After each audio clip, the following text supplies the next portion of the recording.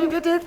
I was like, girl, baby. Are you good? I'm cool. Yourself? You look good. Thank you. You look amazing yourself. I thought you were going to come in like your bright colors and stuff. Is it like a themed thing or what? Because I see your Instagram, you be like, I'm watching Mr. GQ here and swag. I mean, you swag now, but are you wearing black because you're scared? Oh, why aren't you wearing the bright ones? I want to be very subtle today, because why?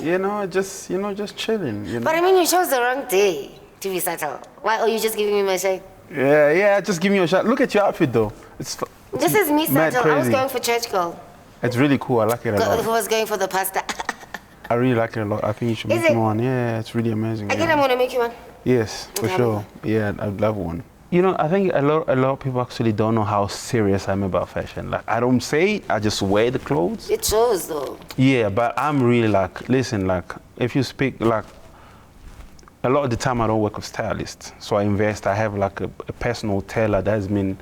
I've met that, you remember that time you were still buying the trench coats from me for rent? Yes. And you take me to by Ellis Park? Yes, correct. But no, he's moved. Oh. He's now same guy though. in Harton because life is good. Hey, y'all all in. But fashion for me is just close to a religion, man. It's something that I hold very dear to my heart. And a lot of people don't know that. I wear the clothes, yes.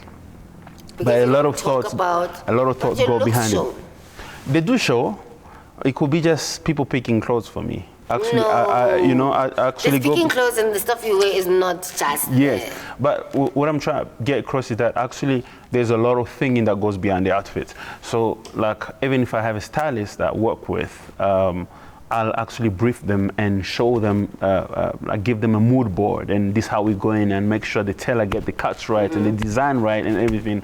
And something I take very, very dearly, close to my heart, as you do. We're in Baseline right now, and I want to find out, have you ever been here? Yes, in fact, I think we've been here together quite a few times. Where is it? It's always kind of, I think that time when I moved to Joburg and we lived in Maboneng and stuff, I think, we used to come here for some reggae nights and some shows. We've been here a few times. Have you tasted your drink? I haven't yet. I'd love to have a sip. Do you know can I? who it's made after?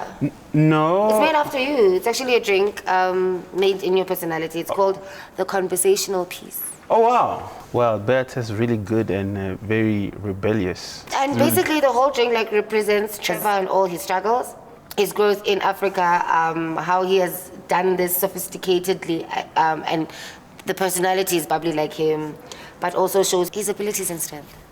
Thank you. And the most amazing thing is that really knowing you from back in the day with the open mics and you being this person who's just winning all the time. I mean, what kept you going? Thank you. I mean, it's been such a beautiful journey, really, and the fact that we're all sitting here talking about this is even a much beautiful view that we could ever imagine. I come from a very crazy place, where a lot of great things don't really happen to people or young people like me. So that what really has kept me going, just trying to change that narrative, and also just trying to spark a beautiful dream into a lot of refugees and just kids that come from places that we call the forgotten cities, and I literally had nothing to lose. I just put my whole life and everything behind everything, and I've been on my journey, and I work 24/7, 365 days a year, always pushing day and night, and I'm grateful for the journey that I've traveled. I want us to play a game, right? All right. Are you down for games? Yeah, I'm down. I'm cool. Here's what's going to happen. I'm going to shuffle. Yep. And then you're going to choose a card. And then once you've chosen the card, you can read or whatever it makes you feel like. If it's a question or whatever, if it's a picture, you'll tell me what it makes you feel like. Né? Okay, cool. Okay, cool. So, choose a card. Okay. Let me think about it. I want the one... This is like luck. This is like the scratch card. Okay. And tell me if you have anything. Wow, this is crazy. You said reveal how you did it. Yes, give us the secrets, the recipe. You also want to be buying cars every week. Well, if I have to be honest with you, it's just really been, I have a very resilient spirit. It's unshakable, it's unbreakable. You know, I don't see limit really. Like, there's not meaning I don't face a lot of no's or failures on the way. Just, they don't really stop me, you know. And that's my character. And with everything that I do, like, I don't see obstacles as obstacles. I see them as opportunities to be able to shape things, you know. So I use the same view on life in my music career, everyday life, and I take a lot of risks and enjoy it, you know. I live on the edge and everything, you know. I live on the edge, like proper, you know.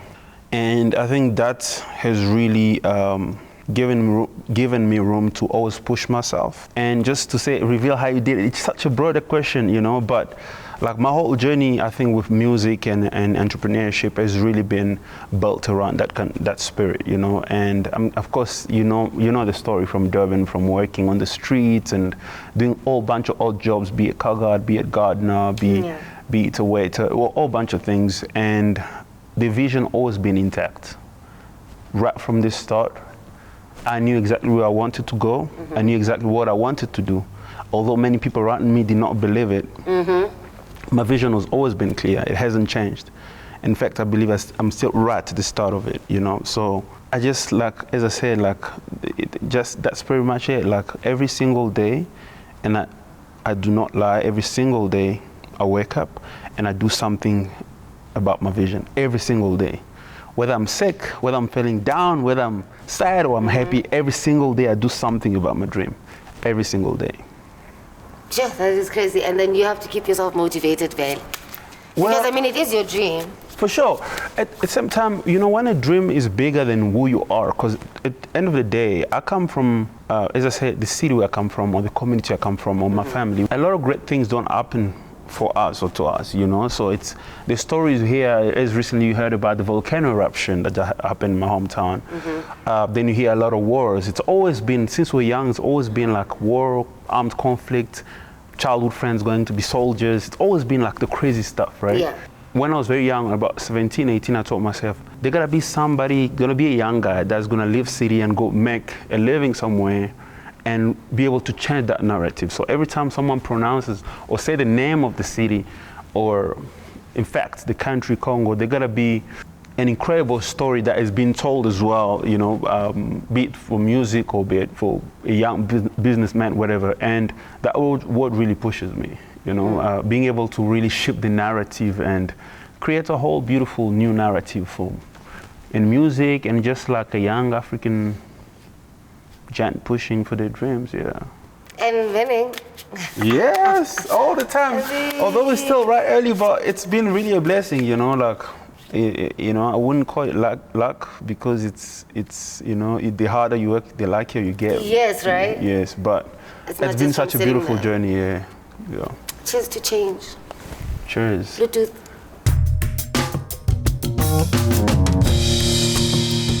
Cheers, another one. Let's see if your tricks work.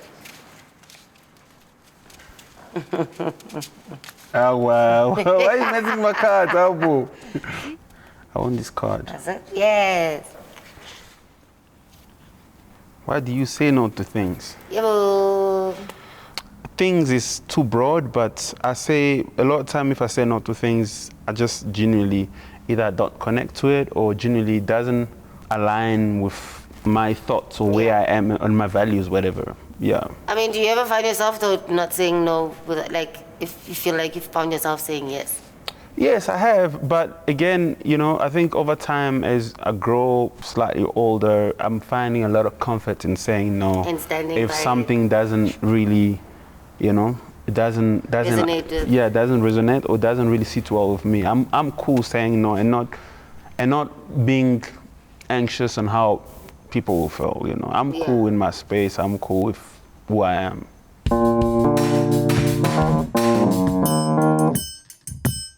I need to find a card that actually challenges you. Like this is very problematic because find something again. Okay, this time I'm just gonna pick anything. What a charade. Charades. So if you're charades, it's like you do the action of what Tresor is. You're a pouncing cat. No. What does... Then More. like you're like no, you're making like a puma. Correct. You're making like a puma with no sound. Okay, so you're like a silent cat. I mean, you are actually. Silence mover. Yes, you are.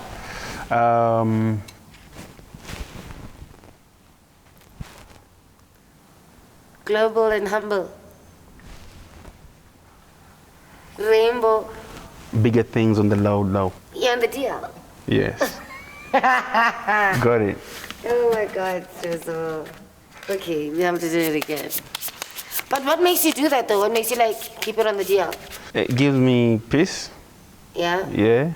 Because I think I control what people need to know. You think or you do?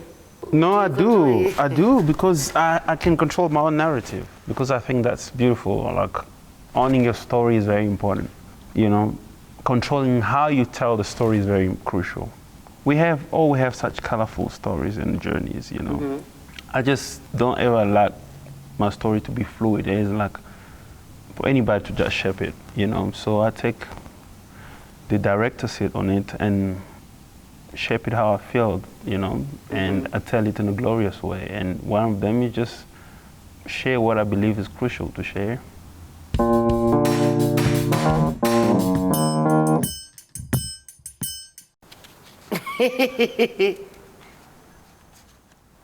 Okay.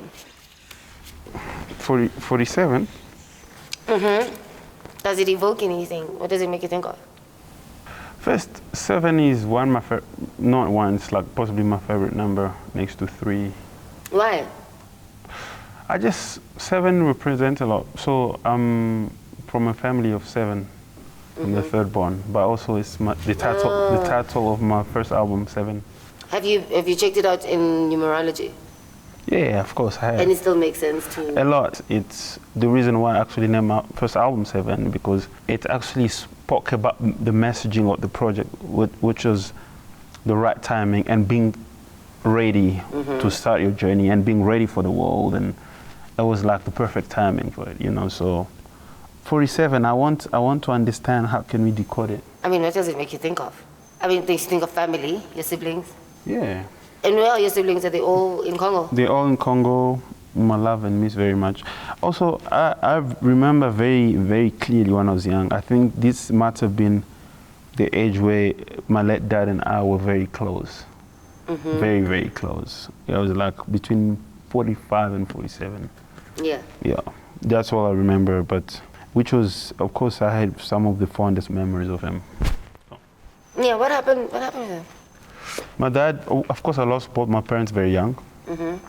My dad was a businessman, so music was not anything that was really, you know. Taken seriously. Yeah, but he watched me perform. I don't remember how old he was at that time. He watched me perform for the first time, and his comments are like, "Look, son, I love your music, but please don't shake your waist too much," you know. You know, and that all he did. They commented, but was a good man. Yeah. That's awesome. Yeah. And then, and your mom, did she ever get to see you? Yeah. My mom she had a beautiful voice. Sometimes think that's where my falsetto range comes from. But I gotta tell you this funny story, right? Yeah. So I'm in Durban. We're still doing the open mics. I had this I had this Durban band called Maisha, right? I remember Maisha. Yeah, I mean, we're doing open mics together. We're doing a whole bunch of Splash fan, you know.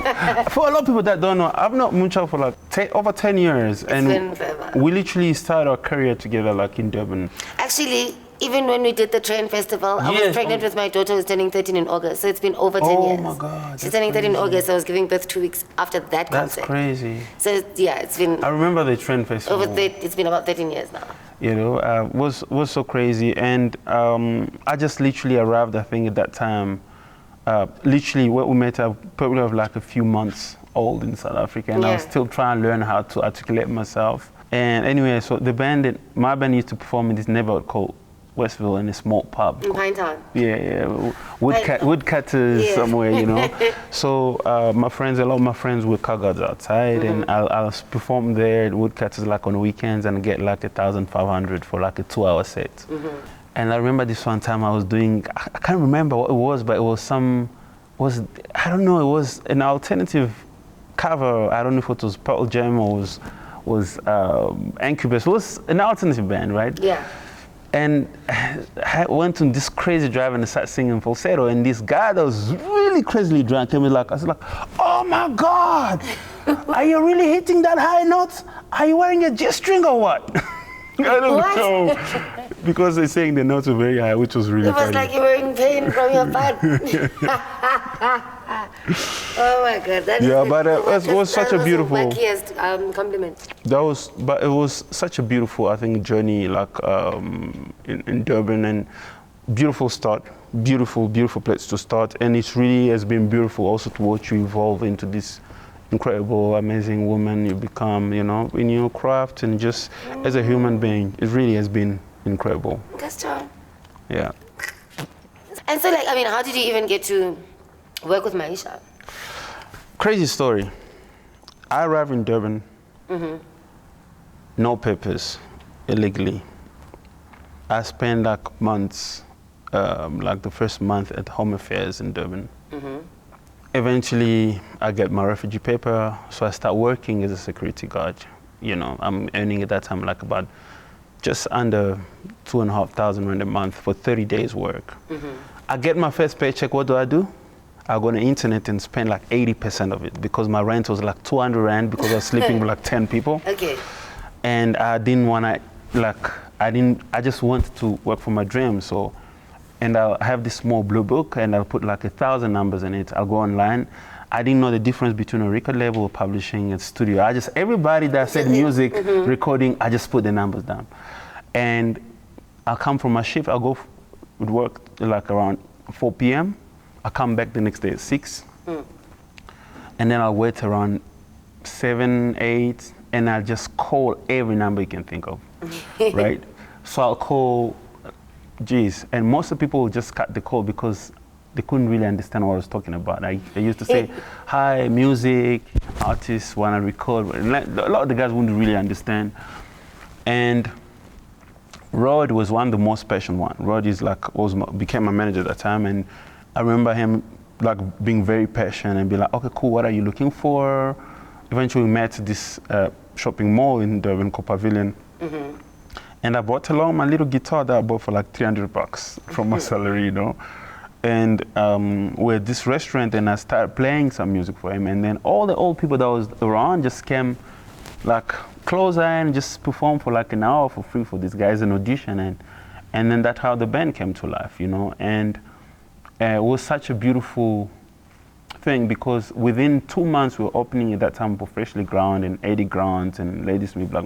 Literally happened so fast, but it just really something that opened very organically. But the funny part is like all the guys that I used to call, like a lot of the guys still like work for the record labels, the companies. So now we laugh because we sit maybe on the same board, you know, discussing the industry. We laugh about it, but I just like remind them of like, you know, how it really long it took me for me to actually sit in the same room. But it was such a beautiful process and I'm really grateful. I wouldn't change it for anything. Yeah.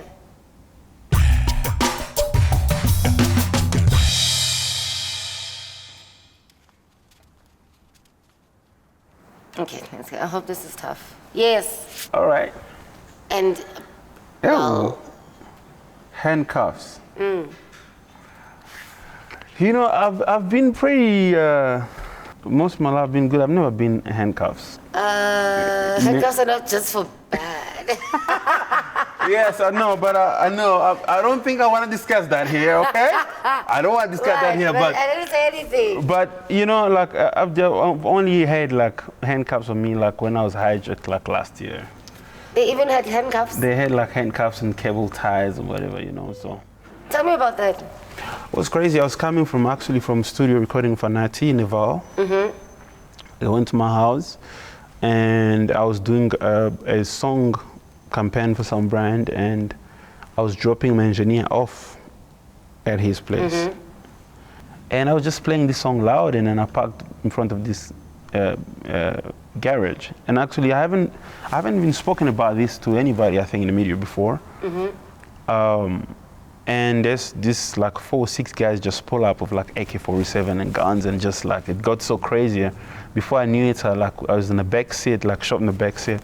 Then we started fighting and arguing, and then next thing they stopped somewhere and just like shot me in the boots for like 8 hours. You know, ended up in a back room somewhere in Soweto, and then I think Dube Hostel.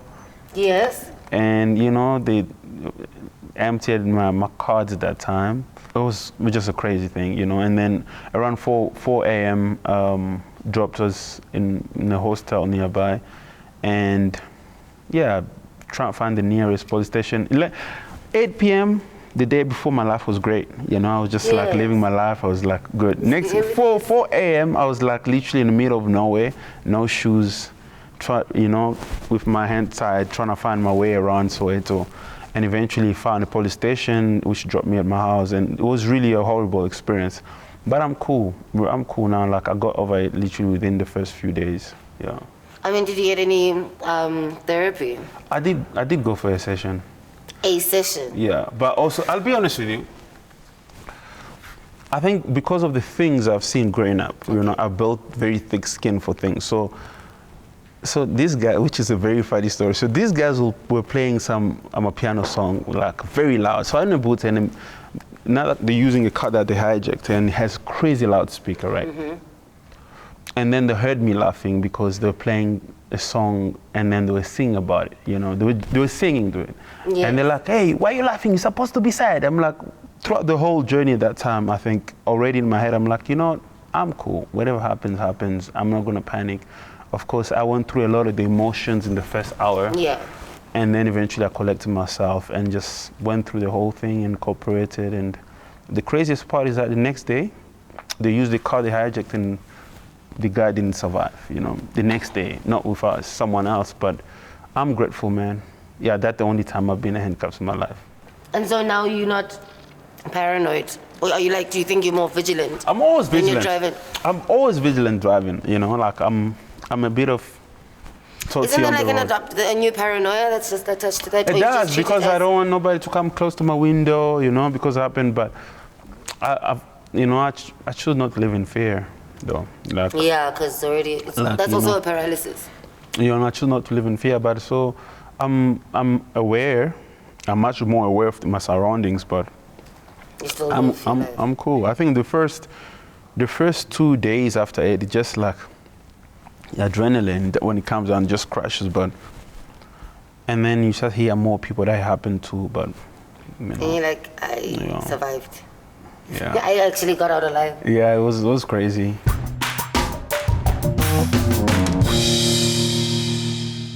Awesome.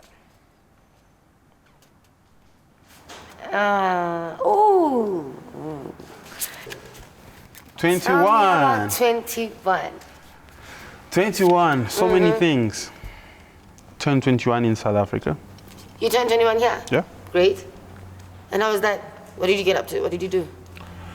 My new friends from the band organized a party in Durban. I think at that time I just had like a self-realization or self-revelation of, as a young artist, like where I want to go. I was always on the edge. It was just a year, I think, where I got to really embrace like the magnitude of my journey at 21. Okay. Yeah. So almost like when they give you like the key for, the doors are open, it's like it opens. I had no damn key. No, I understand. Yeah, for sure.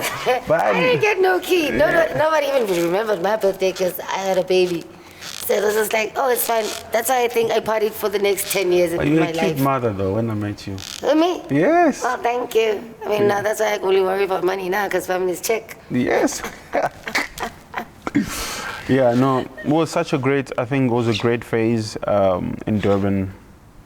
Yeah. And that city holds a lot of great memories for like just the shaping of the musician that I am today, and also just as a human, you know, it really, I think this particular age, like a lot of things became clear for me at that time, because if I'm not mistaken, I started planning to like record my first EP, which the budget at that time was 700 rand. It's good. I recorded my first EP one take, you know. I mean, with 700 rands, what you gonna do? Especially when you've had nothing, 700 rands becomes a lot. Yes. You just like. And that was the budget for my first EP, and a lot of the things happening around this age.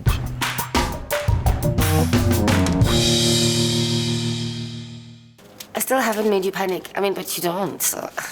Naturally, it will be very hard to make me panic, but I know, I'm not even trying try. to. You're just like, you can handle all the Let's punches. try. Eh? Yes. South Africans must stop. Look, of course, I don't want to generalize or be political or anything, but I think it get a bit sad sometimes, you know. I think especially for me, it's because this question is a very sensitive one, but I think with the xenophobia stuff, you know, I get a bit sad sometimes because I consider this place a home for me, you know. I've made it a home, and I built my business and things around people here, and I support, you know, and it's always, for me, a sad thing to see things like foreigners must go, or there's always, I've never been affected directly, but psychologically it does all the time, you know.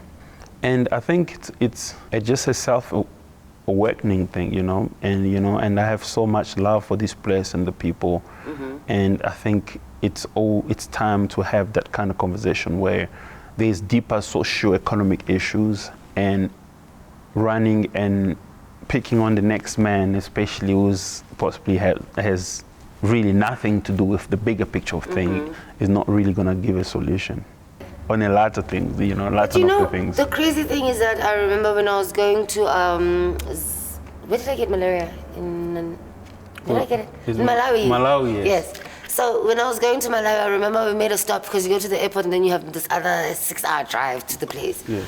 And so while we were driving, I remember the moment people heard I was South African, they'd just be like, xenophobia. I'm just like, no, I'm not. I'll show you the video I just posted right now. I wouldn't be here if I was xenophobic, and I'm not all of us are that, but it just shows you outside. Yes. Even outside, because their brothers and their siblings here in South Africa are treated the same way, a certain way.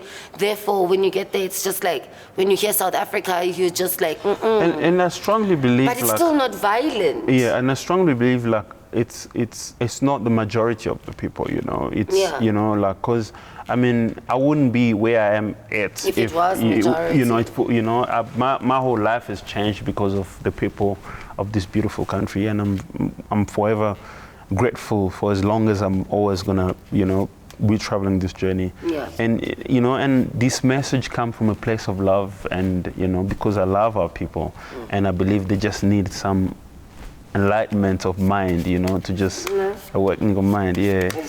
Although I must say, you know, that's one thing.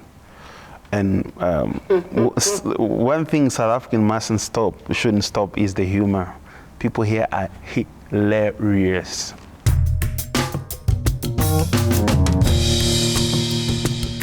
So we're gonna play the last one. All right. This one has different rules. So you have to choose 3 cards, then I'll tell you what's next. 3 cards. 3 cards. 1. Okay, 2. And 3. Okay. So what do I do? Oh So my now, God. out of those 3, choose the one you really don't wanna answer, the one that touches you too much. Just, you can delete that one. And then the other 2 you can answer. It had. You're dropping mine. Awesome, so drop those. Okay, so what am I? Drop both of those. This is the one you actually...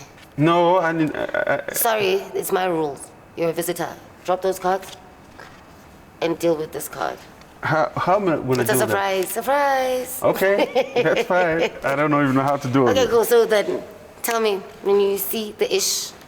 So, like, you know, in our industry, you meet some really good people, and you meet some people that dress in good people outfits, you know. And then I think that's represented, you know, like. Right. You meet people that have great intentions and people that have horrible intentions. And when you're naive, you get taken advantage of, you know. And being the person that I am, I really don't take that lightly. Yeah, like so. And yeah, I think as a young artist, I got taken for a ride quite a lot in the city. And this is what really made me think of the people. And I stay very far away from people. You know, the funny part is like, for a lot of people that don't know, I've been handling my business in-house for the last, almost 5 years on my own. I remember the first time you were literally fighting for everything that you deserved. The first time you got here, well, we were still eating tinned fish. But you were still getting the deals on some. I'm getting my money. I have to. Like, you know, the fact that you're picking up on that. I remember when I moved here, I stayed at Maboneng. I think you and I became even much closer friends because we couldn't afford food. Yeah. I couldn't afford $50 electricity in Maboneng, so we're gonna put a little bit of money together, get some tin fish, get some beans and pap, and eat and chill out and go party and chill out for like a week and relax. I'm a DJ now. Okay, cool. You know, and you know, a lot of the time it was just, you know, our industry, rather our business, is for a lot of people that, you know, could be vultures, especially if you're very naive, you know. And I've learned, you know, from being burnt, and now I just handle a lot of the things, and that's, I think, the most I can think about this, you know. But all love. Always. All love. That's how you grow. No fire, all love. Listen, always. let's go, because you're still gonna grow. All the time. Nice. So, thank you so much. This was so awesome. Thank you. And I know you're gonna take me to the strip club after this. No, I'm not. I'm going home after this.